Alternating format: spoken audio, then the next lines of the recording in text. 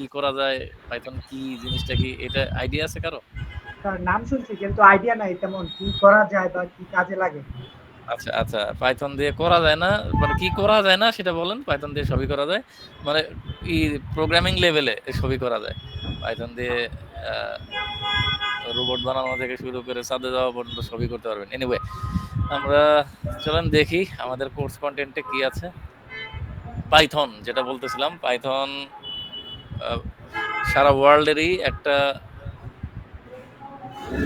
কি বলে most popular programming language. ঠিক আছে? পাইথন হচ্ছে প্রোগ্রামিং ল্যাঙ্গুয়েজ। এখন পাইথন শেখার আগে আমরা একটু বেসিক জিনিস শিখে আসি, সেটা হচ্ছে আসলে হোয়াট ইজ প্রোগ্রামিং, প্রোগ্রামিং কি বা প্রোগ্রামিং ল্যাঙ্গুয়েজ কি, এটা আমাদের একটু জানতে হবে। অফকোর্স পাইথন একটা প্রোগ্রামিং ল্যাঙ্গুয়েজ, তারপরে পিএইচপি আছে প্রোগ্রামিং ল্যাঙ্গুয়েজ, সি আছে প্রোগ্রামিং ল্যাঙ্গুয়েজ, জাভা আছে প্রোগ্রামিং ল্যাঙ্গুয়েজ, ডট নেট আছে programming language. There are lots of programming language.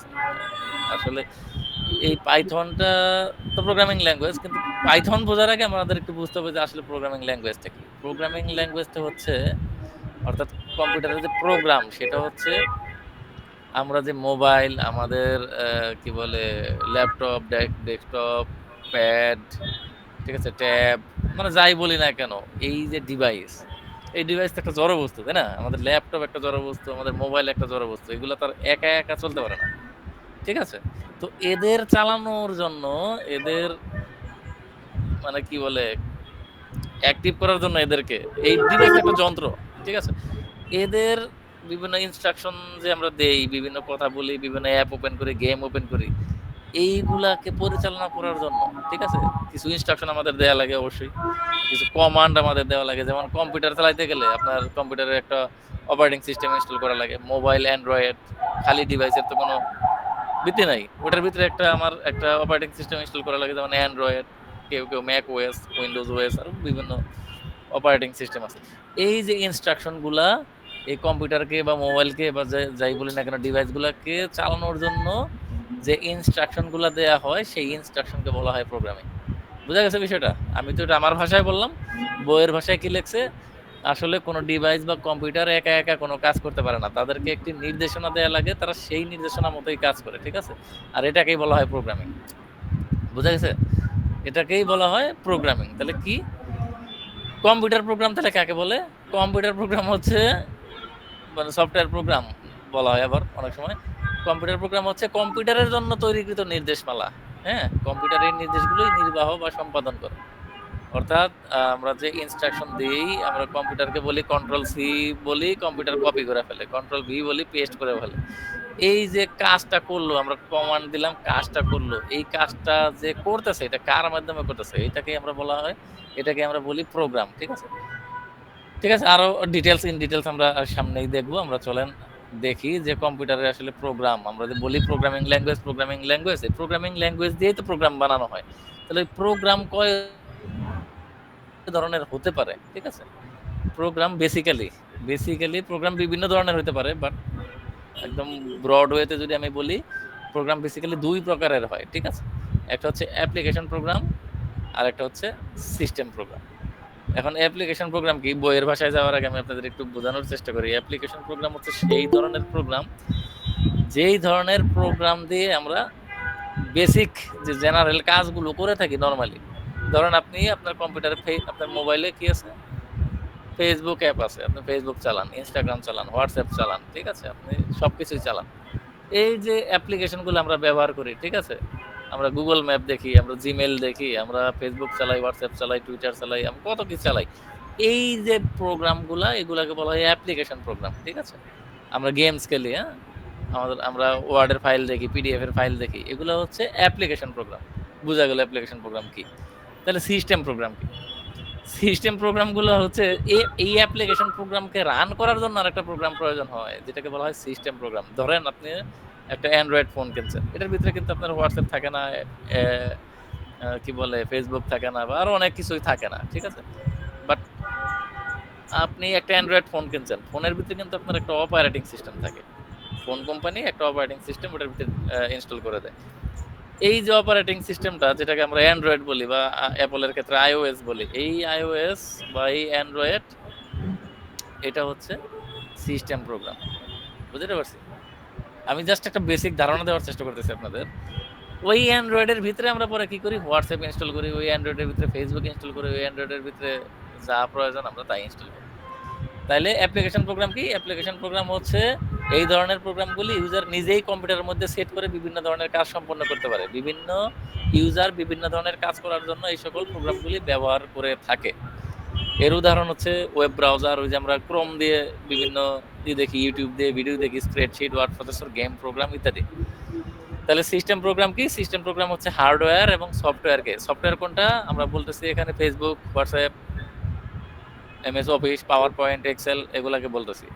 R hardware কাকে বলতেছি? ওই যে ডিভাইসটা, যন্ত্রটা, কম্পিউটারের যে ফিজিক্যাল ডিভাইসটা, এই হার্ডওয়্যার এবং এই যে আমরা বলতেছি যে Facebook, WhatsApp, Word, Excel, PowerPoint, এই সফটওয়্যার, এই দুইটাকে একত্রে স্মুথলি পরিচালনা করার জন্য আমাদের মিডলে আরেকটা প্রোগ্রাম রান করতে হয়, যেটাকে বলা হয় সিস্টেম প্রোগ্রাম। কম্পিউটারের ক্ষেত্রে সেটা উইন্ডোজ হতে পারে, লিনাক্স হতে পারে, অ্যাপলের ম্যাক কম্পিউটার হতে পারে। মোবাইলের ক্ষেত্রে যদি বলি অ্যান্ড্রয়েড হতে পারে, iOS হতে পারে, তারপরে আরো কি আছে, ব্ল্যাকবেরি ট্যাকবেরি কি আছে হইতে পারে। তো এখন নিশ্চয়ই বুঝতে পারছেন হোয়াট ইজ অ্যাপ্লিকেশন প্রোগ্রাম এবং হোয়াট ইজ সিস্টেম প্রোগ্রাম। বাকিটা রিডিং করলে আপনারা বুঝতে পারবেন বইয়ের ভাষায়। একজন রেসপন্স করেন, বুঝছেন কিনা? স্যার বলা যাবে? পরীক্ষায় এসে? জি স্যার, পারবো। আচ্ছা, অ্যাপ্লিকেশন প্রোগ্রাম হচ্ছে আপনি নিজে নিজে যে অ্যাপগুলা ইনস্টল করেন, ঠিক আছে? সরি, অ্যাপ্লিকেশন প্রোগ্রাম হচ্ছে আপনি নিজে নিজে যেগুলা ইনস্টল করেন। আর সিস্টেম প্রোগ্রাম হচ্ছে আপনার এই অ্যাপ্লিকেশনগুলোকে এবং আপনার কম্পিউটারের হার্ডওয়্যারকে স্মুথলি পরিচালনা করার জন্য আরেকটা প্রোগ্রাম যেটা আমরা ইনস্টল করি সেটাকে বলা হয় সিস্টেম প্রোগ্রাম। যেমন কম্পিউটারের ক্ষেত্রে উইন্ডোজ, লিনাক্স এরকম অপারেটিং সিস্টেম, ওই যে আমরা বলি ওএস দাও, ওই ওএস। আর আবার বায়োসও হইতে পারে, বায়োসের প্রোগ্রামও একটা সিস্টেম প্রোগ্রাম। আবার মোবাইলের ক্ষেত্রে অ্যান্ড্রয়েড, ম্যাক এগুলো, ঠিক আছে? তো নেক্সট স্লাইডে যাই আমরা। এখন আসেন, আমরা তো বুঝলাম প্রোগ্রাম কি, সিস্টেম প্রোগ্রাম, অ্যাপ্লিকেশন প্রোগ্রাম আমরা বুঝলাম। তাহলে প্রোগ্রামিং ল্যাঙ্গুয়েজ কি? এই যে সিস্টেম প্রোগ্রাম বা এই যে অ্যাপ্লিকেশন প্রোগ্রাম, এইগুলাকে যে ল্যাঙ্গুয়েজের মাধ্যমে লেখা হয় ওটাকে বলা হয় প্রোগ্রামিং ল্যাঙ্গুয়েজ, ঠিক আছে? তাহলে কম্পিউটারকে আমাদের প্রয়োজনীয় নির্দেশনাবলী জানানোর জন্য এক বিশেষ ধরনের ভাষা ব্যবহার করা হয়। এই বিশেষ ধরনের ভাষা কম্পিউটার প্রোগ্রাম রচনার জন্য ব্যবহৃত হয়ে থাকে। আমি যে কথাটা বললাম ওইটাই। কম্পিউটারকে পরিচালনা করার জন্য বিশেষ ধরনের প্রোগ্রাম আমাদের প্রয়োজন হয়। আর এই প্রোগ্রামকে লেখার জন্য যে ল্যাঙ্গুয়েজ ব্যবহার করা হয় ওটাকে বলা হয় প্রোগ্রামিং ল্যাঙ্গুয়েজ, ঠিক আছে? অন্যভাবে বলা যায় প্রোগ্রামিং ল্যাঙ্গুয়েজ হলো এমন একটি ল্যাঙ্গুয়েজ যার মাধ্যমে কম্পিউটারকে বলা হয় তাকে কি করতে হবে। অর্থাৎ আমি এমন প্রোগ্রামিং ল্যাঙ্গুয়েজের মাধ্যমে একটা প্রোগ্রাম লিখবো, ওখানে আমি বলে দেবো যে এটাতে কি করবে, এটা দিয়ে আপনি গেম খেলবেন, নাকি এটা দিয়ে সোশ্যাল নেটওয়ার্কিং করবেন, না এটা দিয়ে আপনি ওয়ার্ড, এক্সেল, পাওয়ার পয়েন্ট দেখবেন, এরকম নির্দেশনা বলে দিয়ে দেবো আর কি, ঠিক আছে? একটা অ্যাপ বানায় ফেলবো, একটা অ্যাপ্লিকেশন বানায় ফেলবো। অর্থাৎ প্রোগ্রাম ল্যাঙ্গুয়েজ কম্পিউটার এবং প্রোগ্রামারের মধ্যে কমিউনিকেশন তৈরি করে। প্রোগ্রামিং ল্যাঙ্গুয়েজটা হচ্ছে এমন একটা কমিউনিকেশন তৈরি করে কার মাধ্যমে? যে ভদ্রলোক প্রোগ্রাম লিখবে এবং কম্পিউটার, এই দুইটার মাঝখানে সে একটা কমিউনিকেশন তৈরি করে। কিছু এক্সাম্পল এখানে দেয়া আছে C, C plus plus, Java, Python, আমি প্রথমে যে বলছিলাম এগুলো হচ্ছে প্রোগ্রামিং ল্যাঙ্গুয়েজের কি এক্সাম্পল, ঠিক আছে? তাহলে প্রোগ্রামিং ল্যাঙ্গুয়েজ কি যদি আসে তাহলে আপনারা আশা করি লিখতে পারবেন। যেহেতু আমাদের ক্লাসও খুবই শর্ট, আপনাদের পরীক্ষার সামনে, আমাদের একটু অ্যাডভান্স আগাইতে হবে। না বুঝলে অবশ্যই কোশ্চেন করবেন, বাট এগুলা খুবই থিওরিটিক্যাল জিনিস, ঠিক আছে? প্র্যাকটিক্যালের জিনিস আমি পরে দেখাবো আপনাদের আস্তে আস্তে। এনিওয়ে, এখন আসেন, আমরা শিখলাম প্রোগ্রাম, আমরা শিখলাম প্রোগ্রামিং ল্যাঙ্গুয়েজ কি। তাহলে প্রোগ্রামিং ল্যাঙ্গুয়েজেরও আবার ক্যাটাগরাইজ আছে, ঠিক আছে? এখানে তিন ধরনের, বেসিক্যালি বলা হয় তিন ধরনের প্রোগ্রামিং ল্যাঙ্গুয়েজ, ঠিক আছে? আবার কিছু কিছু বইতে আপনারা দেখবেন দুই ধরনের প্রোগ্রামিং ল্যাঙ্গুয়েজ। প্রোগ্রামিং ল্যাঙ্গুয়েজ কয় প্রকার? দুই ধরনের। আবার কিছু বই দেখবেন প্রোগ্রামিং ল্যাঙ্গুয়েজ তিন ধরনের। তো সেফ সাইডে থাকার জন্য আমরা শিখবো প্রোগ্রামিং ল্যাঙ্গুয়েজ তিন ধরনের হয়ে থাকে বেসিক্যালি, ঠিক আছে? একটাকে বলা হচ্ছে লো লেভেল প্রোগ্রামিং ল্যাঙ্গুয়েজ, আর একটাকে বলা হচ্ছে হাই লেভেল প্রোগ্রামিং ল্যাঙ্গুয়েজ, আর একটা হচ্ছে মিড লেভেল প্রোগ্রামিং ল্যাঙ্গুয়েজ। এটা কি আমরা এখনই জানতেছি, বাট তিনটা ধরন আগে শিখে নেন। একটা হচ্ছে লো লেভেল, একটা হচ্ছে হাই লেভেল, একটা হচ্ছে মিড লেভেল। এখন আসেন লো লেভেলের ল্যাঙ্গুয়েজ কোনটা বলা হয়, লো লেভেল প্রোগ্রামিং ল্যাঙ্গুয়েজ কি? লো লেভেল প্রোগ্রামিং ল্যাঙ্গুয়েজ হচ্ছে সেই ল্যাঙ্গুয়েজ বা ভাষা যেটি কম্পিউটার বুঝতে পারে। আমার আপনার ভাষা, এই যে আমি কথা বলতেছি আপনি বুঝতে পারতেছেন, কম্পিউটার কিন্তু বুঝতে পারে না আমার আপনার ভাষা। একটা জিনিস সারা জীবনের জন্য মনে রাখবেন, কম্পিউটার অনলি 0 আর 1 বুঝতে পারে। এটা একদম সারা জীবনের জন্য মনে রাখবেন। ঠিক আছে? কম্পিউটার 0 আর 1 ছাড়া কোনো কিছু বুঝতে পারে না। আপনি ফেসবুকটা ওপেন করে একটা লাইক বাটনে ক্লিক দিলেন, কম্পিউটার লাইক বোঝে না। কম্পিউটার বোঝে 0 আর 1। ওই লাইকের ভিতরে এমন প্রোগ্রামাররা এমন প্রোগ্রামিং মানে কনসেপ্ট বা এমন একটা কিছু দিয়ে রাখছে যাতে ওইটা ক্লিক দেওয়ার সাথে সাথে কম্পিউটার বুঝতে পারে এটা লাইক, বাট ওটার ভিতরে 0 আর 1 ছাড়া কিছু নাই। এটা একবারে সারা জীবনের জন্য মনে রাখবেন। ঠিক আছে? তাহলে কম্পিউটার কি বাইনারি ডিজিট ছাড়া কিছুই বুঝতে পারে না, 0 আর 1, অর্থাৎ সত্য অথবা মিথ্যা, অথবা কারেন্ট আছে অথবা কারেন্ট নাই। ইলেকট্রনিক্স যখন শিখবেন তখন আপনার এটা কারেন্ট দিয়ে বোঝানো হয় যে আপনার হয় কারেন্ট আছে, বিদ্যুৎ আছে, না বিদ্যুৎ নাই, একই জিনিস। ঠিক আছে? বাইনারি ডিজিট ছাড়া কম্পিউটার কোনো কিছুই বুঝতে পারে না। তাহলে লো লেভেল ল্যাঙ্গুয়েজের মাধ্যমে প্রোগ্রামিং তৈরি করার সময় শুধুমাত্র কি করতে হয়? বাইনারি নাম্বার নিয়ে প্রোগ্রামিং তৈরি করতে হয়। তার মানে যারা লো লেভেল প্রোগ্রামিং ল্যাঙ্গুয়েজ নিয়ে কাজ করে তারা ওই 0 1 1 1 0 0 0 0 লাখ লাখ লাখ লাখ 0 আর 1 দিয়ে, আমি আপনাকে একটা ছোট এক্সাম্পল দেখাই। এটা যদিও আপনার এই পড়ালেখার সাথে সংশ্লিষ্ট না, বাট আপনি একটু দেখেন তাহলে বুঝতে পারবেন জিনিসটা কি বাইনারি প্রোগ্রামিং ল্যাঙ্গুয়েজ। ঠিক আছে? আপনি যদি একটু ইমেজ দেখেন, মানুষজন ধরেন কিভাবে দেখাবো, কিভাবে দেখো, ধরেন এই ইমেজটা দেখেন, এই যে 1 1 0 1 1 1 1 1 1 1 1 1 কত 1 0 আছে, এটার নিশ্চয়ই এটার কোনো একটা মান আছে, কোনো একটা ভ্যালু আছে, যেটা আমি আর আপনি বুঝতে পারি না। যারা সেই লেভেলের programmer language, low level programming ল্যাঙ্গুয়েজের এক্সপার্ট, তারা কিন্তু এটা বুঝতে পারে, বাট এটা কিন্তু হেভি ডিফিকাল্ট। ঠিক আছে? এটা দেখে আমি আর আপনি কিছু বুঝতে পারবো না। কিন্তু কম্পিউটার আবার এই যে জিনিসগুলা ছাড়া কিছু বোঝে না। কম্পিউটার আবার এই 1 0 0 1 এগুলা ছাড়া কিছু বোঝে না। সুতরাং লো লেভেল প্রোগ্রামিং ল্যাঙ্গুয়েজ হচ্ছে সেই প্রোগ্রামিং ল্যাঙ্গুয়েজ যা শুধুমাত্র বাইনারি ডিজিট নিয়ে কাজ করা হয়। ঠিক আছে? এখানে বলছে এই ধরনের ল্যাঙ্গুয়েজ নিয়ে প্রোগ্রামিং তৈরি করার সময় নির্দিষ্ট প্রোগ্রামার বা ডেভেলপারকে লো লেভেল ল্যাঙ্গুয়েজ সম্পর্কে দক্ষ হতে হয়। ঠিক আছে? এই লো লেভেল প্রোগ্রামিং ল্যাঙ্গুয়েজকে আবার মেশিন ল্যাঙ্গুয়েজে বলে, কেউ কেউ আবার অ্যাসেম্বলি ল্যাঙ্গুয়েজে বলে। ঠিক আছে? একটু মনে রাখবেন, যদি বলা হয় যে লো লেভেল প্রোগ্রামিং ল্যাঙ্গুয়েজ কাকে বলে, অথবা মেশিন ল্যাঙ্গুয়েজ কাকে বলে, অথবা কিছু ক্ষেত্রে অ্যাসেম্বলি ল্যাঙ্গুয়েজ কাকে বলে, উত্তর একটাই। ঠিক আছে? এখন আসেন হাই লেভেল ল্যাঙ্গুয়েজ কি। লো লেভেল ল্যাঙ্গুয়েজ কিন্তু সহজে বোধগম্য নয়, এটা মাথায় রাখেন। হাই লেভেল ল্যাঙ্গুয়েজ হচ্ছে ইউজার ফ্রেন্ডলি অ্যাপ্লিকেশন এবং ওয়েবসাইট বানানোর জন্য এই ধরনের ল্যাঙ্গুয়েজ ব্যবহার করা হয়। এই ক্ষেত্রে প্রোগ্রামাররা অনেকটা আমাদের ভাষার মতো করে ইনস্ট্রাকশন লেখে, যেমন কপি মানে কপি, প্রিন্ট মানে দেখাও, কোনো কিছু একটা প্রদর্শন করো। ঠিক আছে? এরকম কিছু ইংলিশ কিওয়ার্ড বা মানুষের বোধগম্য কিওয়ার্ড দিয়ে প্রোগ্রামিং করে। কথা বুঝতে পারছেন? হাই লেভেল প্রোগ্রামিং ল্যাঙ্গুয়েজ হচ্ছে এমন ল্যাঙ্গুয়েজ যেটা মানুষ বোধগম্য, ওই 0 1 1 0 এরকম না। আমি যদি একটু এক্সাম্পল দেখাই, আমি জানি না আমার কাছে ইনস্ট্যান্ট আছে কিনা, আমি একটু দেখাই। ঠিক আছে?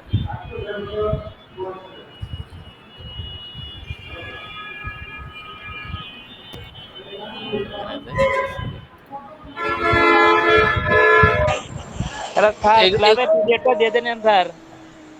দেব দেব এই যে দেখেন, এটা হচ্ছে হাই লেভেল প্রোগ্রামিং ল্যাঙ্গুয়েজ। এখানে অনেকটা আসলে বোঝা যায় যে কি, আমি বলতেছি ফর ইচ মানে একটা লুপ ঘুরাও, academic year, class ID, section ID, attendance date, এই যে মানুষের বোধগম্য কিছু কিওয়ার্ড, এটার ভিতরেও নিয়ম আছে অফকোর্স, বাট কিওয়ার্ড গুলো দেখলে আপনি বুঝতে পারবেন একটা স্টুডেন্টের অ্যাটেন্ডেন্স নিয়ে এখানে কাজ করা হচ্ছে বা কিছু একটা করা হচ্ছে। এই যে ল্যাঙ্গুয়েজ যেটা মানুষের বোধগম্য, এটাকে বলা হয় হাই লেভেল প্রোগ্রামিং ল্যাঙ্গুয়েজ। কিন্তু একটু আগে বলছি কম্পিউটার আবার কি হাই লেভেল প্রোগ্রামিং ল্যাঙ্গুয়েজ বোঝে না। কম্পিউটার 0 আর 1 ছাড়া কিছু বোঝে না। তাহলে এটাকে কিভাবে বোঝাইতে হয় সেটা পরে আসতেছি, আগে বোঝেন হাই লেভেল প্রোগ্রামিং ল্যাঙ্গুয়েজ কি। তাহলে হাই লেভেল প্রোগ্রামিং ল্যাঙ্গুয়েজ হচ্ছে কম্পিউটার সরাসরি হাই লেভেলের প্রোগ্রামিং ভাষা বুঝতে পারে না। এই জন্য হাই লেভেল ল্যাঙ্গুয়েজকে লো লেভেল ল্যাঙ্গুয়েজে ট্রান্সলেট করার জন্য কম্পাইলার বা ইন্টারপ্রিটারের প্রয়োজন হয়। ধরেন আপনি চাইনিজ বোঝেন না, হ্যাঁ, চাইনিজ আলা আবার ইংলিশ বোঝে না। আপনি যদি চীনে যান তাহলে আপনি করবেনটা কি? আপনার কথা সে বুঝবে না, তার কথা আপনি বুঝবেন না। তার মানে কি আপনি একজন ডুয়াল ল্যাঙ্গুয়েজ জানে এরকম লোককে নিয়ে যাবেন বা ভাড়া করবেন, যে হচ্ছে চীনের ভাষাও জানে, যে হচ্ছে ইংলিশের ভাষাও জানে। আপনি তারা ইংলিশে বলবেন, সে চায়না ভাষায় তারা কনভার্ট করবে, সে চায়না ভাষায় বলবে, ওই ভদ্রলোক আবার আপনাকে ইংলিশে কনভার্ট করে দেবে। তার মানে কি মাঝখানে একটা ইন্টারপ্রিটারের প্রয়োজন হয়। প্রোগ্রামাররা হাই লেভেলে লেখে আর কম্পিউটার তো আবার হাই লেভেল বোঝে না, তাহলে কম্পিউটারে বোঝাতে গেলে কি করতে হয়, মাঝখানে একটা ইন্টারপ্রিটার বা কম্পাইলারের প্রয়োজন হয়। ঠিক আছে, এই কম্পাইলার জিনিসটা কি পরে আসতেছে।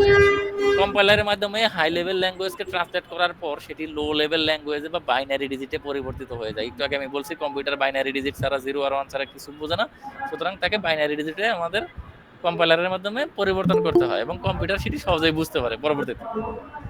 কিছু হাই লেভেল প্রোগ্রামিং ল্যাঙ্গুয়েজের হলো Python, Java, JavaScript, PHP, C hash ইত্যাদি। একটু আগে আমি যে কোডটা আপনাকে দেখাইলাম সেটা হচ্ছে পিএইচপির একটা কোড। ঠিক আছে, এই ধরনের কিছু প্রোগ্রামিং ল্যাঙ্গুয়েজ আছে যেটা হাই লেভেল প্রোগ্রামিং ল্যাঙ্গুয়েজ। তার মানে আমরা প্রোগ্রামিং ইন পাইথন শিখতেছি। পাইথনটা কি high level programming language. Next সেমিস্টারে আমরা শিখবো প্রোগ্রামিং ইন সি, সেই সিও একটা হাই লেভেল প্রোগ্রামিং ল্যাঙ্গুয়েজ। ঠিক আছে, এখন আসেন মিড লেভেল প্রোগ্রামিং ল্যাঙ্গুয়েজ কাকে বলে। আমরা তো লো লেভেল শিখলাম 0 আর 1, হাই লেভেল শিখলাম সেটা হচ্ছে অনেকটাই মানুষের ভাষা মতো আর কি। তাহলে মিড লেভেল কি? এই ধরনের ল্যাঙ্গুয়েজ ব্যবহার করে লো লেভেল এবং হাই লেভেল উভয় পক্ষের ল্যাঙ্গুয়েজকে নিয়ে একসাথে প্রোগ্রামিং তৈরি করা যায়। মানে এই ধরনের ল্যাঙ্গুয়েজ দিয়ে আপনি লো লেভেল হাই লেভেল দুইটাই একসাথে ব্যবহার করতে পারবেন। ঠিক আছে, অর্থাৎ এই ধরনের প্রোগ্রামিং ল্যাঙ্গুয়েজকে হাই লেভেল লো লেভেল উভয় পক্ষেরই যাবতীয় ফিচার সাপোর্ট করে। একটু আগে আমরা বললাম C, C plus plus, C sharp এটা হাই লেভেল, আবার এখন বলতেছি সি এবং সি প্লাস প্লাস এটা হলো মিড লেভেল প্রোগ্রামিং ল্যাঙ্গুয়েজ। অর্থাৎ সি, সি প্লাস প্লাস এমন এক ধরনের প্রোগ্রামিং ল্যাঙ্গুয়েজ যেটা দিয়ে আপনি হাই লেভেল মিড লেভেল দুইটাই বলতে পারবেন। এই জন্য এটাকে আমরা হাই লেভেলের এক্সাম্পলেও দিয়ে দিছি, আবার মিড লেভেলের এক্সাম্পলেও দিয়ে দিছি। ঠিক আছে, এখন আসেন এটাই যেটা বললাম সেটা একটা চিত্র পরীক্ষায় যদি আসে প্রোগ্রামিং ল্যাঙ্গুয়েজ কত প্রকার কি কি, ব্যাখ্যা তো অবশ্যই করবেন, কিন্তু তার আগে যদি আপনি বুদ্ধি করে এরকম একটা চিত্র দিয়ে দেন তাহলে আপনি মার্কস দুটো বেশি পাবেন নিশ্চিত। যে ভদ্রলোক এই চিত্রটা দিয়ে তারপর ব্যাখ্যা করবে সে ডেফিনেটলি 1 থেকে 2 মার্ক বেশি পাবে। একই জিনিস কিন্তু দেখেন এই যে 3 প্রকার, একটা চিত্রর মতো দিয়ে তারপর আপনি যদি ব্যাখ্যা করা শুরু করেন তাহলে 1-2 মার্ক বেশি পাবেন, আমি গ্যারান্টি দিয়ে বলে দিতে পারি। এখন আসেন প্রোগ্রামিং ল্যাঙ্গুয়েজ তো আমরা শিখলাম যে মূলত কয় প্রকার, 3 প্রকার, high level, mid level, low level. আরেকটা প্রকারভেদ আছে যেটাকে বলা হয় প্রজন্ম ভিত্তিক, জেনারেশন ভিত্তিক। জেনারেশন ভিত্তিক প্রোগ্রামিং ল্যাঙ্গুয়েজ হচ্ছে 5 প্রকার, এটা মনে রাখবেন। প্রথম জেনারেশন, দ্বিতীয় জেনারেশন, তৃতীয় জেনারেশন, চতুর্থ জেনারেশন, পঞ্চম জেনারেশন। প্রথম জেনারেশনে কি ছিল, যখন প্রথম কম্পিউটার আবিষ্কার হয়েছে তখন থেকে এত হাইলি টেকনোলজি ছিল না, তখন মেশিন ল্যাঙ্গুয়েজ ইউজ করতে, অর্থাৎ ওই যে 0 0 1 1 1 0 এইগুলা দিয়ে ছোট ছোট ছোট ছোট ছোট ছোট কাজ করা শুরু করছিল আর কি মানুষজন। দ্বিতীয় প্রজন্মে কি আসলো, অ্যাসেম্বলি ল্যাঙ্গুয়েজ আসলো, এটা হচ্ছে ওই যে মেশিন ল্যাঙ্গুয়েজের মতোই বাট একটু আপগ্রেডেড। ঠিক আছে, একটু আপগ্রেডেড। তারপরে আসলো কি ভেরি হাই লেভেল ল্যাঙ্গুয়েজ, যেটা এই যে আমরা বলতেছি পাইথন, সি ইত্যাদি ইত্যাদি ইত্যাদি ইত্যাদি। এরপরে আসলো বা আসতেছে বা আসবে সেটা হচ্ছে অতি উচ্চতর ভাষা, অতি উচ্চতর কি বলে এটাকে, ভেরি হাই লেভেল ল্যাঙ্গুয়েজ। অর্থাৎ এই পাইথন বা সি এরপরে ওর একটা নেক্সট জেনারেশন আসতেছে বা আসবে, কিছু কিছু আসছে, এইগুলা হচ্ছে very high level programming language. তাহলে 5 নাম্বার পঞ্চম প্রজন্মের ভাষা কোনটা কম্পিউটারের ক্ষেত্রে, পঞ্চম প্রজন্মের ভাষা হচ্ছে আপনি যে ভাষায় কথা বলতেছি ন্যাচারাল ল্যাঙ্গুয়েজ, এটাই হচ্ছে 5th প্রজন্মের ভাষা। এটা খালি জাস্ট একটু ক্যাটাগরি কয় প্রকার উদাহরণটা দিয়ে দেবেন, অত ব্যাখ্যা করার এটাতে কোনো প্রয়োজন নাই, এটা ছোট কোশ্চেন আসতে পারে। এরপর আসেন ট্রান্সলেটর প্রোগ্রাম। একটু আগে আমরা শিখছিলাম যে কম্পিউটার 0 আর 1 ছাড়া কিছু বোঝে না, আবার আমাদের মতো প্রোগ্রামার যারা তারা 1 আর 0 বুঝি না। ওই 1 আর 0 আমরা বুঝি না, আবার কম্পিউটার 0 আর 1 ছাড়া কিছু বোঝে না। তাহলে কি করা যায়, তাহলে আমরা বলছিলাম একজন ট্রান্সলেটরের প্রয়োজন আছে। আমরা চীনের ভাষা বুঝি না, চীনালারা আমাদের বাংলা ভাষা বোঝে না, তাহলে আমাদের কি দরকার, আমাদের একটা ট্রান্সলেটর দরকার। সেই ট্রান্সলেটর কাকে বলে, যে প্রোগ্রাম কম্পিউটারের সোর্স প্রোগ্রামকে, অর্থাৎ ওই যে 0 আর 1 1 আর 0 বা ওই যে আমরা প্রোগ্রাম লেখলাম, ওই যে একটু আগে দেখালাম অ্যাটেন্ডেন্স কি দেখালাম, এই ল্যাঙ্গুয়েজকে 0 1 1 0 অর্থাৎ যন্ত্র ভাষায় অর্থাৎ মেশিন ল্যাঙ্গুয়েজে কনভার্ট করে সেই প্রোগ্রামকে বলা হয় ট্রান্সলেটর প্রোগ্রাম বা অনুবাদক প্রোগ্রাম। বাংলা ইংলিশে যেভাবে দেন দিতে পারেন। এটি সাধারণত হাই লেভেল ল্যাঙ্গুয়েজকে লো লেভেল ল্যাঙ্গুয়েজে রূপান্তর করার জন্য ব্যবহার করা হয়। চিত্রটার দিকে যদি একটু দেখেন, এখানে কি বলা হয়েছে, সোর্স কোড, অর্থাৎ আমি যে কোডগুলা লিখছি, আমি তো হাই লেভেলে লিখছি, পাইথন দিয়ে আমরা কি করব, হাই লেভেলেই তো লিখবো। সেটাকে ট্রান্সলেটর কি করে, মাঝখানের বক্সটার দিকে যদি চিন্তা করেন, নীল কালারের ট্রান্সলেটর ট্রান্সলেট করে মেশিন ল্যাঙ্গুয়েজে রূপান্তর করে। যদি এখন আপনাকে বলে যে অনুবাদক কি বা ট্রান্সলেটর কি বা কত প্রকারও কি কি, আপনি এই 2 লাইনের সাথে যদি এই চিত্রটা দেন, আপনি ফুল মার্ক পাবেন আশা করা যায়। আর যদি চিত্রটা না দেন, হয়তো আপনার হাফ মার্ক নাও দিতে পারে। বাট চিত্র দিলে আপনি মনে করবেন আপনি স্যার বুঝতে পারবে যে না তুমি বুঝছো, তোমার মার্কটা হাই। এই দেখেন একদম সিম্পল সিম্পল জিনিস, জাস্ট একটু চিন্তা শক্তিটা খাটাবেন। তাহলে ট্রান্সলেটর কাকে বলে বা অনুবাদক কাকে বলে? অনেক সময় বাংলায় আসতে পারে, অনেক সময় ইংলিশে আসতে পারে। সুতরাং এটা কিন্তু একটু খেয়াল রাখবেন, ঠিক আছে? তাহলে ট্রান্সলেটর কয় প্রকার? ট্রান্সলেটর মূলত 3 প্রকার। একটা হচ্ছে কম্পাইলার, একটা হচ্ছে ইন্টারপ্রিটার, আর একটা হচ্ছে অ্যাসেম্বলার। এটা মুখস্থ করে ফেলবেন। কম্পাইলার, ইন্টারপ্রিটার, অ্যাসেম্বলার, ঠিক আছে? ওই যে হাই লেভেল ল্যাঙ্গুয়েজকে লো লেভেল বানানোর জন্য 3 ধরনের ট্রান্সলেটর ব্যবহার করা হয়। একটাকে আমরা কম্পাইলার বলি, একটাকে ইন্টারপ্রিটার বলি, একটাকে অ্যাসেম্বলার বলি। এক এক সময় এক একটা ব্যবহার করা হয়। এখন আসেন কম্পাইলার কি বুঝি। কম্পাইলার যে জিনিস সেটাই তো ট্রান্সলেটর। ইন্টারপ্রেটার যে জিনিস ওটাও তো ট্রান্সলেটর। আর একটা কি জানি কি বললাম, অ্যাসেম্বলার, ওইটাও একটা ট্রান্সলেটর। তার মানে কি এদের মেইন জিনিস, বেসিক জিনিস কিন্তু একই। হয়তোবা কোনোটার ক্ষেত্রে সূক্ষ্ম সূক্ষ্ম, কোনোটা কার্যক্ষেত্রে সূক্ষ্ম সূক্ষ্ম পার্থক্য আছে, বাট মেইন বেসিক জিনিস কিন্তু একই। তাহলে আমরা চলেন এগুলো একটু বোঝার চেষ্টা করি। কম্পাইলার কি? কম্পাইলার হচ্ছে এক ধরনের কম্পিউটারের প্রোগ্রাম বা প্রোগ্রাম সমষ্টি, যা কোনো কম্পিউটারের সোর্স কোড থেকে অপর একটি কম্পিউটারের ভাষায়, অর্থাৎ বাইনারি ভাষায়, অর্থাৎ 0-1 ভাষায়, অর্থাৎ মেশিন ল্যাঙ্গুয়েজের ভাষায় রূপান্তর করে। ওই যে যেটা বললাম ট্রান্সলেটর, সেটাই। সাধারণত কোনো প্রোগ্রামের সোর্স কোড থেকে মেশিন কোডে রূপান্তরের জন্য কাজটি কম্পাইলার দিয়ে করা হয়। অর্থাৎ আমি হাই লেভেলের একটা কোড লিখলাম, সোর্স কোড লিখলাম, সেই কোডটাকে কম্পাইলার কি করে, লো কোডে রূপান্তর করে। একটু চিত্র দেখে যাই, আমরা ব্যাখ্যাটায় পরে আসি। চিত্রে কি বলছে, ফার্স্ট স্টেপ, কম্পাইলারের প্রথম স্টেপ কি? আমরা পাইথন দিয়ে একটা প্রোগ্রাম লিখলাম, সোর্স কোড বলি আমরা ওইটাকে, হ্যাঁ, পাইথন দিয়ে একটা প্রোগ্রাম লিখলাম। কম্পাইলার সেটাকে কি করলো, কম্পাইলার সেটাকে চেক করলো। চেক করার পরে কম্পাইলার 2টা কাজ করে, ঠিক আছে? যদি এটার ভিতরে কোনো এরর থাকে, আমি যে কোডটা লিখলাম সেই কোডের ভিতরে আমি যদি কোনো ভুল করে থাকি, অনেক জায়গায় দাঁড়ি কমা সেমিকোলন যদি না দেই, তাহলে তো কম্পিউটার তো নির্দিষ্ট একটা সিস্টেম মাইনে চলে, প্রোগ্রামিং ল্যাঙ্গুয়েজ। তাইলে কি করবে সে, কম্পাইলার চেক করার পরে যদি এরর থাকে, সে আমাকে এররগুলা লিস্ট আকারে দেখাই দেবে, এই যে তোমার অমুক লাইনে অমুক ভুল আছে, ওই লাইনে ওই ভুল আছে, ওই লাইনে ওই ভুল আছে, ঠিক করো। আর যদি এরর না থাকে, তাহলে কি করবে, সেটাকে অবজেক্টে তৈরি করবে, অবজেক্ট কোডে রূপান্তর করবে। মানে আমার যে সোর্স কোড ছিল হাই লেভেলে আমি বানাইছিলাম, সেটাকে অবজেক্ট কোডে বানাবে।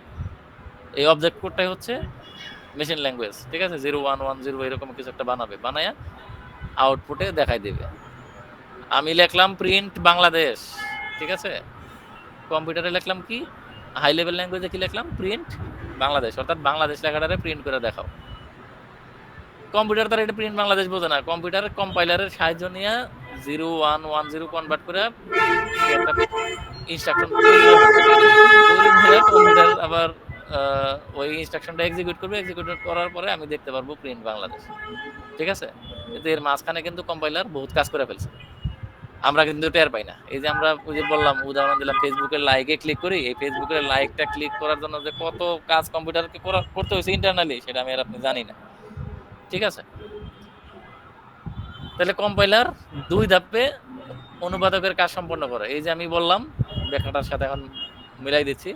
একটা হচ্ছে লিস্ট অফ এরর তৈরি করে, যদি প্রত্যেকটা লাইন পড়ে, কম্পিউটারের কম্পাইলার কি বলে, উচ্চ প্রোগ্রামের প্রত্যেকটা লাইন পড়ে এবং অবজেক্ট প্রোগ্রামে রূপান্তর করে। এই যে দেখেন মাউস নাড়াচ্ছে এই লাইন। এই ধাপে কম্পাইলার সোর্স প্রোগ্রাম যদি ভুল থাকে, তবে তা সংশোধন করার জন্য ব্যবহারকারীকে এরর মেসেজ দেয়। আমি একটু আগে বলছি, যদি ভুল থাকে সে কি করে, লিস্ট অফ এরর তৈরি করে। আর যদি ভুল না থাকে, তাহলে অবজেক্ট প্রোগ্রামে কনভার্ট করে ফেলে। এখন কম্পাইলারের কাজ কি দেখেন, প্রশ্ন বিভিন্নভাবে আসতে পারে। কম্পাইলার কি, এটা আসতে পারে। কম্পাইলারের কাজ কি, এইভাবে আসতে পারে। কম্পাইলারের সুবিধা আসতে পারে, কম্পাইলারের অসুবিধা আসতে পারে, সবকিছু মিলাইও আসতে পারে। সুতরাং আপনি একটা শিখলে সবকটাই আপনি বুঝে যাবেন। কম্পাইলারের কাজ হচ্ছে সোর্স কোডকে মেশিন কোডে রূপান্তর করা, এই একটু আগে বলছি। এটা সাবরুটিনের সাহায্যে সংযোগের ব্যবস্থা করা, মেমোরির পরিসর চিহ্নিতকরণ, প্রোগ্রামে ভুল থাকলে অনুবাদের সময় ভুলের তালিকা প্রণয়ন করে। মাঝখানে দুইটা যদি আপনি ভুলেও যান, উপরেরটা কিন্তু আর নিচেরটা কিন্তু চিত্র দেখেই বুঝতে পারতেছেন আমি বুঝাইছি। ঠিক আছে? তাহলে কম্পাইলারের সুবিধা কি? কম্পাইলারের সুবিধা হচ্ছে এটি সম্পূর্ণ প্রোগ্রামকে একসাথে এক্সিকিউট করে। এই যে কম্পাইলার যখন রান করবে পুরো সোর্স কোডটাকে, পুরাটারে একসাথে এক্সিকিউট করে। ঠিক আছে? ফলে প্রোগ্রামটা কি হয়? প্রোগ্রামটা দ্রুত এক্সিকিউশন হয়। যেহেতু একসাথে ধরেন আপনি 100 লাইনের একটা কোড লিখলেন। কম্পাইলারে 100 লাইনের কোডটারে একবারে পড়ে নেবে। যদি কোনো এরর থাকে একবারে আপনাকে জানাই দেবে, যদি এরর না থাকে একবারে আপনাকে প্রিন্ট করে দেবে। সুতরাং কাজটা কি হয়? দ্রুত হয়। কম্পাইলারের সুবিধা। যেহেতু কাজটা দ্রুত হয়, দেখেন একই কথা দ্বিতীয় লাইনেও লিখছি, মানে একটু বাড়ানোর জন্য আরকি। যদি কাজটা দ্রুত হয় যেহেতু, তাহলে প্রোগ্রাম নির্বাহে কম সময় লাগে। সোজা জিনিস। কাজটা দ্রুত হয়, তাহলে প্রোগ্রাম এক্সিকিউশনে কি? কম সময় লাগে। পরীক্ষায় তো মার্কস পেতে হবে। এজন্য একই জিনিস বিভিন্ন ল্যাঙ্গুয়েজে ঘুরাইয়া খালি আপনি ২-৩টা করে লিখে দিবেন, তাহলে মার্ক পাবেন। ৩ নাম্বার সুবিধা কি? কম্পাইলারের মাধ্যমে কনভার্টেড প্রোগ্রাম অর্থাৎ রূপান্তরিত প্রোগ্রাম সম্পূর্ণরূপে মেশিন প্রোগ্রামে রূপান্তরিত হয়। এই যে শিখে আসছেন, কম্পাইলারের কাজ কি? কম্পাইলারের কাজ হচ্ছে সোর্স কোডকে মেশিন কোডে বানানো। এটাকে একটু ভাষাটা ঘুরাইয়া এখানে লিখে দিয়েছি। কম্পাইলারের মাধ্যমে রূপান্তরিত প্রোগ্রাম সম্পূর্ণরূপে মেশিন প্রোগ্রামে রূপান্তরিত হয়। অর্থাৎ এর যেটা কাজ, এইটাই এর সুবিধা। ঠিক আছে? একবার প্রোগ্রাম কম্পাইল করা হলে পরবর্তীতে আর কম্পাইলের প্রয়োজন হয় না। এই যে একটু আগে বলছি কম্পাইলার প্রোগ্রামটাকে কি একবারেই সে এক্সিকিউশন করে ফেলে। ঠিক আছে? ওইটার একটু অন্যভাবে ঘুরানো লেখা আছে। একবার যদি কম্পাইল করা হয় পরবর্তীতে আর কম্পাইলের প্রয়োজন হয় না। মানে ওই সিঙ্গেল ইনস্ট্রাকশনে আর কি। প্রোগ্রামে কোনো ভুল থাকলে তা মনিটরে একসাথে প্রদর্শন করে। ওই একই কথা, লিস্ট অফ এররস। বুঝাইতে পারছি? খালি একটু মাথা খাটাইয়া ভাষাটারে ঘুরাইয়া আপনি সুবিধা বানাবেন। অসুবিধাটা কি আমি বলে দিচ্ছি। একটু রেসপন্স করেন, আমার কথা শুনতেছেন কিনা, নাকি আমি আউট হয়ে গেছি? আছেন আপনারা? স্যার আমি আছি স্যার, আমি দেখতেছি আপনার ক্লাস। হ্যাঁ, আমি তো বুঝি না আপনারা আছেন না আছেন। অনেক সময় ইন্টারনেট চলে যায়, ওইটাও তো জি খেয়াল। স্যার, আছি আছি। আচ্ছা, এই জন্য আমার আবার এইভাবে দেখতে হয়। এনিওয়ে, আবার বড় করে। তাহলে অসুবিধাটা কি? অসুবিধাটা হচ্ছে যেটা সুবিধা তার উল্টাটাই অসুবিধা। যেহেতু একসাথে অনেকগুলা ভুল প্রদর্শন করে আপনাকে, যদি আপনার 20টা ভুল থাকে একটা প্রোগ্রামে, 20টাই তো আপনাকে একসাথে দেখাবে। এটাই যেহেতু সুবিধা, এটা কিন্তু একটা সুবিধা। আবার এইটারই আবার উল্টা করে লিখে দিবেন অসুবিধা কেন? কম্পাইলার প্রোগ্রামের সবগুলো ভুল একসাথে প্রদর্শন করে, ফলে প্রোগ্রাম সংশোধনে বেশি সময় লাগে।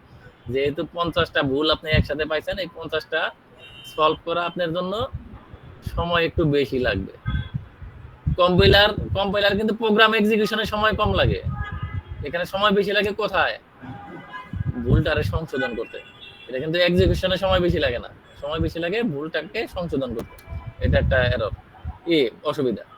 কম্পাইলার বড় ধরনের প্রোগ্রাম হওয়ায় ইহা সংরক্ষণে মেমোরিতে বেশি জায়গা লাগে। যেহেতু সব ভুল সব সাকসেস আপনাকে একসাথে দেখায়, কম্পিউটারের মেমোরিতে এই জন্য একটু বেশি জায়গা লাগে এই কম্পাইলারের জন্য। ঠিক আছে? এটা একটা অসুবিধা। প্রোগ্রাম ডিবাগ এবং টেস্টিং করার কাজও ধীরগতি সম্পন্ন হয়। এখন আসেন পরেরটাই যাই। Interpreter. What is interpreter? Interpreter হচ্ছে কম্পিউটার বিজ্ঞানের একটি প্রোগ্রাম বা প্রোগ্রামিং ভাষায় লেখা নির্দেশাবলী এক্সিকিউট করে। এটি হাই লেভেল প্রোগ্রামিং ল্যাঙ্গুয়েজের সোর্স কোডকে এক্সিকিউট করে। ওই একই কাজ, চিত্রটা দেখেন, ওই একই জিনিস। সোর্স কোড কি হয়? ইন্টারপ্রিটারের মাধ্যমে লো লেভেল ল্যাঙ্গুয়েজে কনভার্ট হয়ে আউটপুট প্রদর্শন করে। ঠিক আছে? এটা সংশ্লিষ্ট সাবরুটিনের সাথে সংযোগের ব্যবস্থা করে। এটার একই কাজ, এটা একই কাজ। ওই যে দেখেন মেশিন ভাষা, আমি বলছি সবগুলাই তো ট্রান্সলেটর। ইন্টারপ্রিটার, কম্পাইলার, অ্যাসেম্বলার সবই তো ট্রান্সলেটর। তার মানে কি এদের কাজও অনেকটা একই। প্রোগ্রাম ভুল থাকলে অনুবাদের সময় ভুলের তালিকা প্রদর্শন, আগেরটার মতোই। প্রধান মেমোরির পরিসর চিহ্নিতকরণ, ওই একই কাজ ভাই। এটার একই কাজ। সুবিধা অসুবিধার ক্ষেত্রে একটু এদিক ওদিক আছে, বাট বেসিক্যালি মেইন জিনিস একই। এটি ব্যবহারে প্রোগ্রামের ভুল সংশোধন করা এবং পরিবর্তন করা সহজ হয়, আগেরটার মতোই। ইন্টারপ্রিটার প্রোগ্রাম আকারে ছোট হয় এবং মেমোরির স্থানে কম জায়গা দখল করে। আগেরটা ছিল আকারে একটু বড়, এজন্য মেমোরিতে বেশি জায়গা দখল করে, এটা অসুবিধা ছিল। ওইটার উল্টাটা আবার এই জায়গায় সুবিধা আকারে আসছে। কম্পাইলারে একটু বেশি জায়গা নিত, যে কারণে মেমোরিতে বেশি জায়গা লাগতো, এটা একটা অসুবিধা ছিল। বাট ইন্টারপ্রিটারে তার উল্টাটা, এখানে একটু কম জায়গা নেয়, এই জন্য এটা একটা মেমোরিতে কম জায়গা দখল করে এবং এটা একটা সুবিধা। এটি সাধারণত ছোট কম্পিউটারে ব্যবহার করা হয়। ইন্টারপ্রিটার কোথায় ব্যবহার করা হয়? আমার আপনার বাসা বাড়িতে যে কম্পিউটার সেখানে ইন্টারপ্রিটার ব্যবহার করা হয়। ইন্টারপ্রিটারের কি অসুবিধা? ইন্টারপ্রিটারের ব্যবহারে প্রোগ্রাম কার্যকরী করতে কম্পাইলারের তুলনায় বেশি সময় লাগে। কম্পাইলার একটু ফাস্টার, ইন্টারপ্রিটার একটু স্লোয়ার। ঠিক আছে, আর কিছু না। আর এটাতে আমরা বলছি এটা মেশিন ভাষায় রূপান্তর করা হয়, আমরা বলছি একটু আগে। Yes, can you please give me a glass of water? Go. আর এটাতে আমরা উপরে বলছি যে এটা মেশিন ভাষায় রূপান্তর করে, আবার অসুবিধার ক্ষেত্রে বলতেছি এটা অ্যাকচুয়ালি সম্পূর্ণরূপে, এটা অবশ্যই মেশিন ভাষায় রূপান্তর করে, বাট 100% মেশিন ভাষায় রূপান্তর করে না অনেক সময়। এটা হচ্ছে এটা একটা অসুবিধা। অবশ্যই মেশিন ভাষায় রূপান্তর করে, কিন্তু অনেক সময় সম্পূর্ণরূপে করে না। এটা একটা অসুবিধা। আর প্রতিটি কাজের পূর্বে অনুবাদ করার প্রয়োজন হয়। আমাদের কম্পাইলারে কি ছিল যে আমরা একবারে সবকটা রিড করতে পারছিলাম, বাট ইন্টারপ্রিটারে হচ্ছে একটা প্রতিটি কাজের পূর্বে অনুবাদ করার প্রয়োজন হয়। এটা একটু কয়েকবার রিডিং করে আমি এই শীটটা আপনাদের দিয়ে দেবো, কোনো সমস্যা নাই। আমার আজকের ক্লাস এবং আরো সামনে 2-3 ক্লাসের শীট আমার এটার ভিতরে একসাথে করা আছে, সুতরাং পুরাটা আপনাদের পড়ার দরকার নাই। আমি যতটুকু পড়াবো অতটুকু পর্যন্ত শীট আপনারা পড়বেন, এর বেশি থাকবে হয়তো বা, আপনারা আস্তে আস্তে পড়বেন। ঠিক আছে,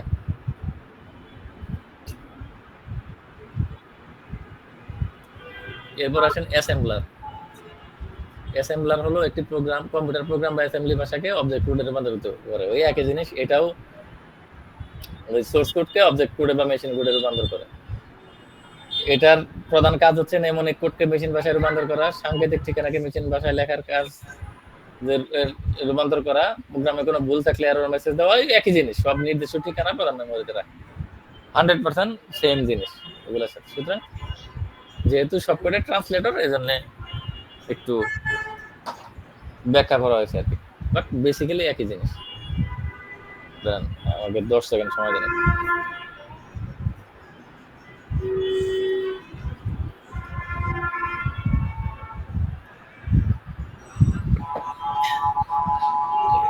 থ্যাংক ইউ। এখন আসেন পরের চ্যাপ্টার। পরের চ্যাপ্টারে আমাদের আছে অ্যালগরিদম কি, what is algorithm, what is flow chart. ঠিক আছে, দাঁড়ান দেখে নিই কটা বাজে।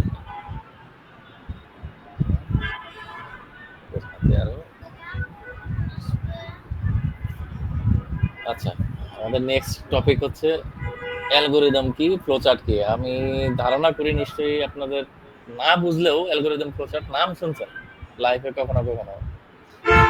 যে আমরা বলি না অনেক সময় ফেসবুকের অ্যালগরিদমে অমত আছে, যারা ইউটিউবিং করেন, যারা ফেসবুকিং করেন, যারা কন্টেন্ট ক্রিয়েট করেন, আমরা বলি না যে ইউটিউবের অ্যালগরিদম, ফেসবুকের অ্যালগরিদম, এই সেই, ওই যে ভাষাগুলো বলি সেই অ্যালগরিদম, সেই ফ্লোচার্ট। ঠিক আছে, তাহলে আমরা চলেন আগে শিখি হোয়াট ইজ অ্যালগরিদম, বা অ্যালগরিদমের কি কি শর্ত আছে, অ্যালগরিদমের কি কি সুবিধা আছে, অসুবিধা আছে। অ্যালগরিদম আর কিছু না, অ্যালগরিদম হচ্ছে একটা প্ল্যান। আপনি ধরেন টঙ্গী থেকে গাজীপুর যাবেন, ঠিক আছে, চৌরাস্তা যাবেন, টঙ্গী থেকে চৌরাস্তা যাবেন, অথবা টঙ্গী থেকে চন্দ্রা যাবেন। ঠিক আছে, নাম শুনছেন নিশ্চয়ই চন্দ্রার। টঙ্গী থেকে চন্দ্রা যাওয়ার জন্য আপনি বাসা থেকে বের হবেন, আপনি তো নিশ্চয়ই কোনো না কোনো প্ল্যান আছে যে আপনি টঙ্গী থেকে বাসে উঠবেন, সেখান থেকে আপনি আজমেরি পরিবহনে যাবেন, নাকি চৌরাস্তাটা যাবেন, নাকি চৌরাস্তার বাইপাস দিয়ে যাবেন, নাকি আপনি টঙ্গী থেকে আব্দুল্লাহপুর হয়ে বাইপাল দিয়ে চন্দ্রা যাবেন। নিশ্চয়ই আপনার একটা প্ল্যান আছে, তাই না? এই যে প্ল্যান করছেন আপনি, সেই প্ল্যানটাই হচ্ছে অ্যালগরিদম, সোজা কথা। ঠিক আছে, আপনি নিশ্চয়ই চিন্তা করছেন বাসা থেকে শার্ট প্যান্ট পরবেন, শার্ট প্যান্ট পরে সিঁড়ি দিয়ে নিচতলায় নামবেন, সিঁড়ি দিয়ে নিচতলায় নামে রিক্সা দিয়ে বাস স্ট্যান্ডে যাবেন, বাস স্ট্যান্ডে যাওয়ার পরে আজমেরি বাসে উঠবেন, নাকি আব্দুল্লাহপুর যাবেন, নাকি কি করবেন। আপনার কিন্তু ধাপে ধাপে ধাপে ধাপে আপনার ব্রেনে সেট হয়ে গেছে যে আমি এইভাবে আজকে চন্দ্রা যাব, ঠিক আছে, বা কালিয়াকুর যাব। তাহলে ঠিক একইভাবে আপনি একটু এখন বইয়ের ভাষাটা পড়েন, কোনো কাজ করার পূর্বে আমরা কাজটির কি করি, পরিকল্পনা করে থাকি। পরিকল্পনা মাফিক কাজে অগ্রসর হলে কাজটি সুষ্ঠুভাবে সম্পন্ন হয়। অ্যালগরিদম অর্থ ধাপে ধাপে সমস্যার সমাধান করা। আপনি গাজীপুর যাবেন, সেই গাজীপুর যাইতে যে স্টেপগুলো আপনার আসবে সেই স্টেপগুলো ধাপে ধাপে একটা একটা একটা করে পার হয়ে যাওয়াই হচ্ছে অ্যালগরিদম। ঠিক আছে, অ্যালগরিদমের অর্থ হচ্ছে ধাপে ধাপে সমস্যার সমাধান করা, এটা মনে রাখবেন। অর্থাৎ একটি সমস্যাকে কয়েকটি ধাপে ভেঙে প্রত্যেকটি ধাপ পরপর সমাধান করে সমগ্র সমস্যার সমাধান করা হয়। আপনার কালিয়াপুর যাইতে হবে, এটা একটা সমস্যা। এই সমস্যার সমাধান করার জন্য আপনি রিক্সায় উঠলেন, গাড়িতে উঠলেন, বিমানে গেলেন, যেমনি গেলেন, এই যে স্টেপ ওয়ান বাই ওয়ান আপনি একটা একটা একটা একটা করে কালিয়াপুর পর্যন্ত পৌঁছাইলেন, আপনার প্রবলেমটা সলভ হয়ে গেল। এই যে স্টেপ একটা একটা একটা করে শেষ করলেন, এটাকেই বলা হয় অ্যালগরিদম। ঠিক আছে, অর্থাৎ ধাপে ধাপে সমস্যার সমাধান করা। এখানে অনেক সময় শর্ট কোশ্চেনে আসে অ্যালগরিদম শব্দটি কোত্থেকে আসছে, কে বানাইছে, এটা অতটা ইম্পর্টেন্ট না, বাট আমি দিয়ে রাখছি এখানে, একটু পড়ে নিন। অ্যালগরিদম শব্দটি আরব দেশের গণিতবিদ আল খারাজমির নাম থেকে উৎপত্তি করা হয়েছে। তিনি তার গণিত বইয়ে ব্লা ব্লা ব্লা ব্লা ব্লা ব্লা করছে, এটা একটু পড়ে নিন। অন্যভাবে বলা যায় কম্পিউটারের সাহায্যে। আমরা তো উপরে বললাম অ্যালগরিদম কি, তাহলে প্রোগ্রামিং ল্যাঙ্গুয়েজে অ্যালগরিদমটা কি? কম্পিউটারের সাহায্যে কোনো সমস্যা সমাধানের জন্য। উপরে এটা হচ্ছে জেনারেল জীবনের উদাহরণ দিয়ে বললাম, সাধারণ প্রাত্যহিক জীবন থেকে। কম্পিউটারের ক্ষেত্রে কি? কম্পিউটারের ক্ষেত্রে হচ্ছে কোনো সমস্যা সমাধানের জন্য সমস্যাটাকে ছোট ছোট ধাপে বিভক্ত করে যুক্তিসম্মতভাবে পর্যায়ক্রমে লিপিবদ্ধ করাকেই অ্যালগরিদম বলে। ওই একই কথা, আপনার আমার বেসিক লাইফে যে জিনিস, কম্পিউটারের ক্ষেত্রে ওই একই জিনিস। ছোট ছোট ধাপে, অবশ্যই সেটা যুক্তিসম্মত হইতে হবে, লজিক্যাল হইতে হবে। ঠিক আছে, লিপিবদ্ধ করাকেই অ্যালগরিদম বলে। ধাপে ধাপে লিপিবদ্ধ করাকেই বলা হয় অ্যালগরিদম। মাঝখানের গুলা আমি আর বললাম না, মাঝখানের গুলা আপনারা পড়ে নিন। অ্যালগরিদম তৈরির বেশ কিছু শর্ত আছে। ঠিক আছে, অ্যালগরিদম আমি ধাপে ধাপে লেখলাম, ঠিক আছে, সমস্যাটা ধাপে ধাপে লেখলাম, ঠিক আছে, এটাই অ্যালগরিদম বুঝলাম। কিন্তু কম্পিউটারের ভাষায় কম্পিউটারে অ্যালগরিদম লিখতে গেলে আপনার কিছু শর্ত মাইনা চলতে হবে। ঠিক আছে, শর্তটা কি? তাহলে ধরেন আপনি একজন কি বলে এটাকে, প্রজেক্ট ম্যানেজার। একটা প্রবলেম আসছে আপনার কাছে, প্রবলেমটা আপনাকে সলভ করতে হবে।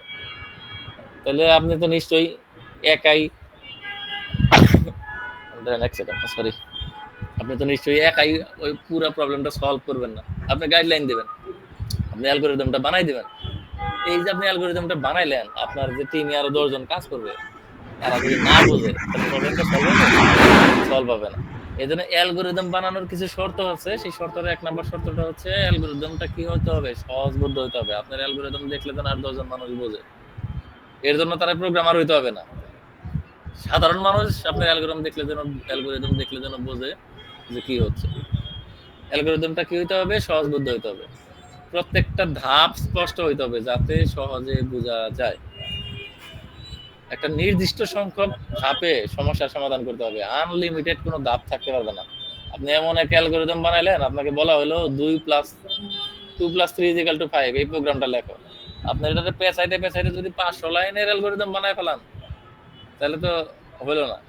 একটা নির্দিষ্ট সীমিত ধাপে সমস্যাটার সমাধান করতে হবে। মানে আপনি ধাপ অত বাড়ানোর দরকার নাই।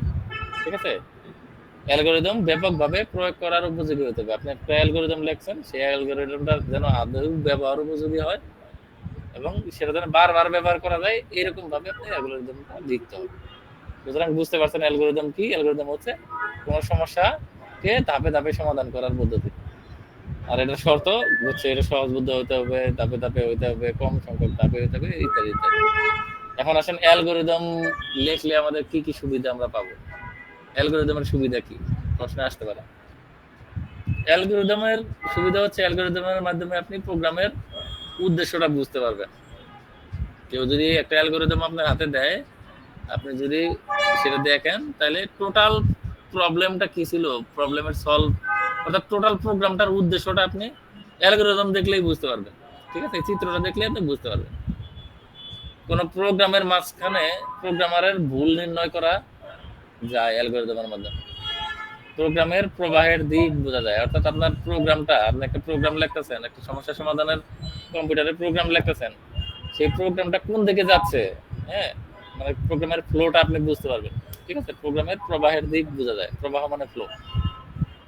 তারপরে অনেক কমপ্লেক্স প্রোগ্রাম ইজিলি লেখা যায়। অ্যালগরিদমটা যদি আপনি আঁকায় নেন যে আমি এটা করবো, এটার পরে এটা করবো, এটা এইভাবে করলে এই হবে, এটা এইভাবে করলে ওই হবে, এটা যদি আপনার একটা সুন্দর একটা ডায়াগ্রাম আপনার কাছে থাকে, আপনার মাথায় যদি থাকে, তাহলে কঠিন প্রোগ্রামও খুব সহজভাবে আপনি ধাপে ধাপে ধাপে ধাপে লিখে শেষ করে ফেলতে পারবেন। ঠিক আছে? আর যদি অ্যালগরিদমটা আপনার কাছে থাকে, ধরেন আপনি একটা প্রোগ্রাম করছেন ২-৫,০০০ লাইন লেখা ফেলাইছেন। ঠিক আছে? হঠাৎ করে আপনার ম্যানেজার আপনারে কইলো যে অমুক জায়গায় তো অমুক জিনিসটা তো চেঞ্জ করা দরকার। আমরা এটা করছিলাম এইভাবে না এইভাবে করতে হবে। আপনার কাছে যদি অ্যালগরিদম থাকে, তাহলে আপনি ফট করে ওই জায়গায় চলে যেতে পারবেন যে আপনি কোন জায়গাটায় যাই এখন কাজ করলে আসলে এটা ডান দিক দিয়ে না থাকে গিয়ে আমি বাম দিক দিয়ে যেতে পারি।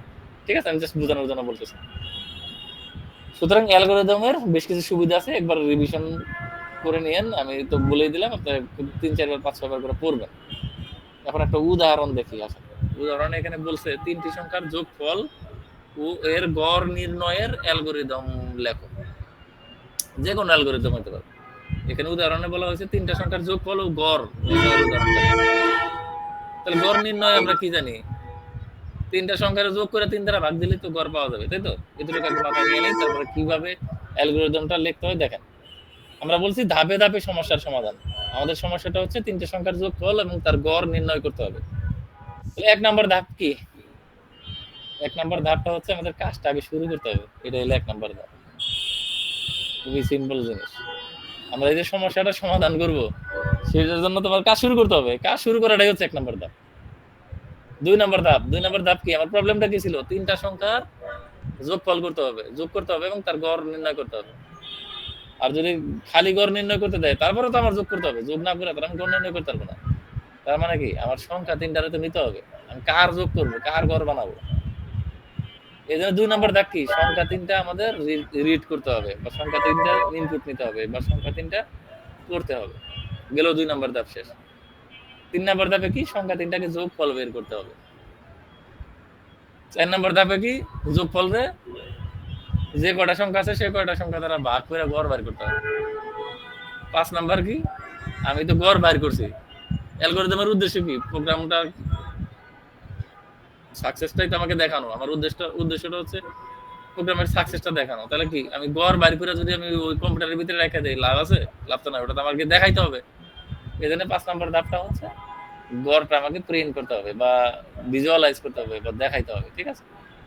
৬ নাম্বারের কাজ শেষ। সিম্পল জিনিস।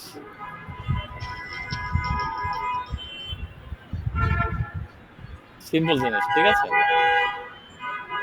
কাজ শুরু করতে হবে, সংখ্যা ৩টারে নিতে হবে, সংখ্যা ৩টারে যোগ করতে হবে, ৩ দ্বারা ভাগ করতে হবে। যোগফল বা গড় যাই বলি না কেন সেটা প্রিন্ট করতে হবে, কাজ শেষ করতে হবে। দেখেন কত সহজে সমস্যাটার সমাধান করে ফেললাম। ঠিক আছে? এটাকে বলা হয় অ্যালগরিদম এবং অ্যালগরিদমের সুবিধা এবং উদাহরণ। এখন একটা নিচে আছে অ্যালগরিদম দিয়ে প্রোগ্রাম রচনা সহজ হয় কেন? এটা আমি কিছুই বলবো না, এটা আপনারাই জানেন। সহজ হয় কেন? কারণ এটা লিখিত আকারে ধাপে ধাপে করতে পারি। ধাপে ধাপে করলে একটা সেকেন্ড লাইনে থাকেন। রাবি ভাই কাইটা দিছি মানে আপনি বলেন আমি একটা মিটিং এ আছি। কাইটা দিতেছি আপনার বারবার। ঠিক আছে। না না না আমি আমি আমি একটা ক্লাসে আছি। যে ক্লাসে আছি, ক্লাসটা শেষ করি 10টার সময়, তারপরে ফোন দিতেছি। হ্যাঁ। ইয়েস। ঠিক আছে? তাহলে এটা না পড়েই ওই যে কাজগুলা বলছি এই কারণেই অ্যালগরিদমের প্রোগ্রাম রচনা সহজ হয়। ঠিক আছে? এখন আসেন ফ্লো চার্ট। একই জিনিস স্যার অ্যালগরিদম পিডিএফটা আজকে দিয়ে দেন না স্যার। দিব পিডিএফটা আপনাদের স্যারের কাছে দেওয়াও আছে, আমিও আবার দিব, কোনো সমস্যা নেই। ঠিক আছে? ক্লাসটা শেষ হোক, ক্লাস শেষ হলে আপনাদের গ্রুপে পিডিএফ দিয়ে দিবে আপনাদের ওয়াজের স্যার। ঠিক আছে? ওটা নিয়ে পিডিএফ নিয়ে টেনশন করেন না। আগে বোঝেন পিডিএফ পাওয়া যাবে সবসময়, আগে জিনিসটা বোঝেন। ফ্লো চার্ট কি ভাই? কয়টা বাজে আমাকে একটু বলেন তো।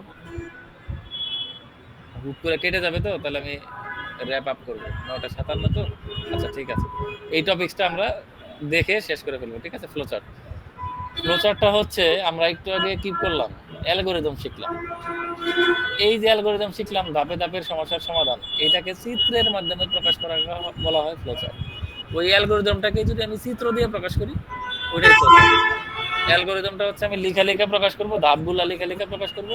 ফ্লোচার্ট হচ্ছে সেই অ্যালগরিদমটাকে আমি ছবি আঁকাইয়া প্রকাশ করব। দেখেন দুইটা সংখ্যার যোগফল এবং তার গড় নির্ণয়ের জিনিসটা বোঝেন। কি করছে? শুরু করছে, তারপরে কি বলছে? দুইটা সংখ্যা নিছে, এ আর বি। ধরলাম দুইটা সংখ্যা এ আর বি, এর মান নিছে। এর মান 5 হতে পারে, বির মান 6 হতে পারে, যা মন চায় তাই হতে পারে। 3 নম্বরে কি করছে? এভারেজ বের করছে। এভারেজ সমান সমান a plus b divided by 2, অর্থাৎ দুইটা সংখ্যা যোগ করে 2 দ্বারা ভাগ করে দিয়েছে। পরের ধাপে কি করছে? এভারেজের মান প্রদর্শন করছে, অর্থাৎ প্রিন্ট করছে। তারপরের ধাপে শেষ করছে। আমি যে কথাটা কিসে বলছি, অ্যালগরিদমে বলছি, সেই কথাটাই চিত্রের মাধ্যমে প্রকাশ করছে। বুঝতে পারছি? এটাকে বলা হয় ফ্লো চার্ট। বাকিটা ভাষা পড়লে, বইয়ের ভাষা পড়লে বুঝতে পারবেন।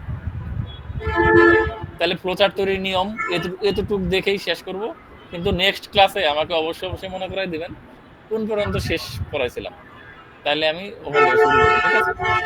তাহলে ফ্লো চার্ট তৈরির নিয়ম কি? ফ্লো চার্ট তৈরির নিয়ম, প্রত্যেকটি ফ্লো চার্টের অবশ্যই একটি শুরু এবং শেষ থাকবে। ইয়ের মতোই, অ্যালগরিদমের মতোই শুরু এবং শেষ থাকবে। নিয়ন্ত্রণ প্রবাহ অবশ্যই উপর থেকে শুরু হবে, অর্থাৎ এই যে দেখেন শুরু উপরে লেখছি, তারপরে আস্তে আস্তে নিচের দিকে নামতে থাকবে। শুরু কখনো সবার শেষে থাকবে না, শেষ সবার শেষে থাকবে, শুরু সবার উপরে থাকবে। ঠিক আছে? নিয়ন্ত্রণ প্রবাহ অবশ্যই উপর থেকে শুরু করতে হবে, নিয়ন্ত্রণ প্রবাহ অবশ্যই নিচে এসে শেষ হবে। এটা দেখলেই বুঝতে পারবেন। প্রচলিত চিহ্ন বা প্রতীক ব্যবহার করে ফ্লোচার্ট তৈরি করতে হবে। এই যে চিহ্ন, গোল দিছি, তারপর একটা সামান্তরিকের মতো দিছি, একটা আয়তক্ষেত্রের মতো দিছি, এই যে নির্দিষ্ট কিছু চিহ্ন আছে, এই নির্দিষ্ট চিহ্নের মাধ্যমেই আমাকে ফ্লোচার্ট বানাইতে হবে। এখানে আমি চাইলেই একটা স্টারের ছবি দিতে পারবো না, এখানে চাইলেই আমি আবল তাবল যে কোনো চিহ্ন আঁকাইতে পারবো না। ঠিক আছে? এগুলার কিছু নিয়ম আছে, সেটাই বলছে। প্রচলিত চিহ্ন বা প্রতীক ব্যবহার করে ফ্লোচার্ট তৈরি করতে হবে। তীর চিহ্ন দিয়ে নিয়ন্ত্রণ প্রবাহ দেখাইতে হবে। এই যে দেখেন শুরুর পর একটা তীর চিহ্ন দিছি, মানে শুরু থেকে এখানে গেছে, এখান থেকে ডাইনে যেতে পারে, বামে যাইতে পারে, বামে থেকে আবার ডানে আসতে পারে। এটা তো সিম্পল একটা জিনিস, আরো কঠিন ফ্লোচার্টও আছে। সুতরাং এই তীর চিহ্ন দিয়ে নিয়ন্ত্রণ প্রবাহ বুঝাইতে হবে। ফ্লোচার্টে কোনো প্রোগ্রামিং ল্যাঙ্গুয়েজ বা প্রোগ্রামিং ভাষা ব্যবহার করা যাবে না। ফ্লোচার্টটা হইতে হবে মানুষের বোধগম্য। এখানে কোনো প্রোগ্রামিং এর কোড ব্যবহার করা যাবে না। দেখেন আমি এখানে কোনো প্রোগ্রামিং এর কোড ব্যবহার করি নাই। এভারেজ সমান সমান a plus b divided by 2, এটা একটা সাধারণ ভাষা। মানে কি দুইটা সংখ্যার যোগ করে 2 দ্বারা ভাগ করলে এভারেজ পাবো। এটা যে কেউ বুঝতে পারবে, এটা কিন্তু প্রোগ্রামিং ল্যাঙ্গুয়েজ না। ঠিক আছে? এটাই বলছে। ফ্লোচার্টে কোনো প্রোগ্রামিং ভাষা ব্যবহার করা যাবে না। চিহ্নগুলো ছোট বড় হলে সমস্যা নাই, তবে আকৃতি ঠিক থাকতে হবে। যেহেতু আপনি কলম দিয়ে আঁকাইবেন পরীক্ষার খাতায়, শুরুটা একটু ছোট হয়ে যেতে পারে, শেষটা একটু বড় হয়ে যেতে পারে। ছোট বড় কোনো সমস্যা না, বাট আকৃতিটা যেন ঠিক থাকে। এই গোলের জায়গায় যেন আবার স্কোয়ার না হয়ে যায়, সামান্তরিকের জায়গায় যেন আবার আয়তক্ষেত্র না হয়ে যায়। যেখানে যেটা দিতে হবে সেখানে সেটা দিতে হবে। সেটার দেওয়ার নিয়ম আছে, আমি নেক্সট ক্লাসে দেখাবো, বাট বুঝে রাখেন। অতিরিক্ত সংযোগ রেখা ও প্রতীক ব্যবহার করা যাবে না। যে সংযোগ রেখা দিয়ে আপনি আর কিছু বুঝার নাই, এক্সট্রা একটা তীর চিহ্ন দিয়ে রাখছেন, তারপরে আর কিছু দেন নাই, এরকম দেয়া যাবে না। ঠিক আছে? ফ্লোচার্ট হচ্ছে কয় প্রকার? ফ্লোচার্ট দুই প্রকার, একটা হচ্ছে সিস্টেম ফ্লোচার্ট, একটা হচ্ছে প্রোগ্রাম ফ্লোচার্ট। এটাই লাস্ট টপিকস, আমি বলে দিচ্ছি। সিস্টেম ফ্লোচার্ট কি? সিস্টেম ফ্লোচার্ট হচ্ছে অনেকগুলো কাজ বা প্রক্রিয়ার সমন্বয় হচ্ছে সিস্টেম। সিস্টেমের ডেটার প্রবাহ বা প্রক্রিয়াকরণের প্রবাহ প্রদর্শনকারী চার্টই হচ্ছে সিস্টেম ফ্লোচার্ট। অর্থাৎ একটা সিস্টেমের যে ডাটা, সেই ডাটার গুলার ফ্লো প্রদর্শনকারী ফ্লোচার্টই হচ্ছে সিস্টেম ফ্লোচার্ট। আর প্রোগ্রাম ফ্লোচার্ট কি? প্রোগ্রাম লেখার আগে প্রোগ্রামারগণ যে ধাপগুলো চিত্রের সাহায্যে লেখা নেয় সেটাকে বলা হয় প্রোগ্রাম ফ্লোচার্ট।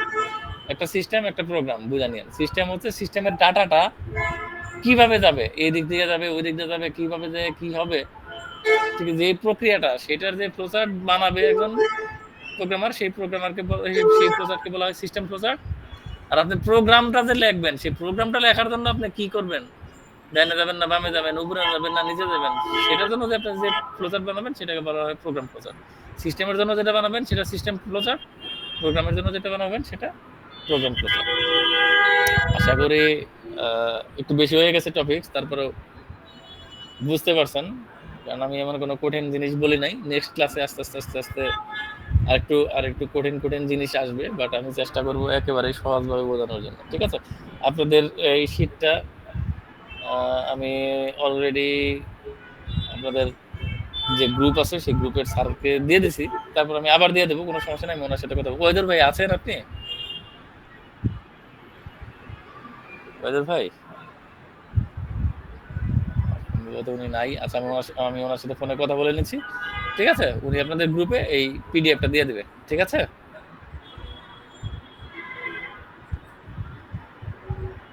হ্যালো?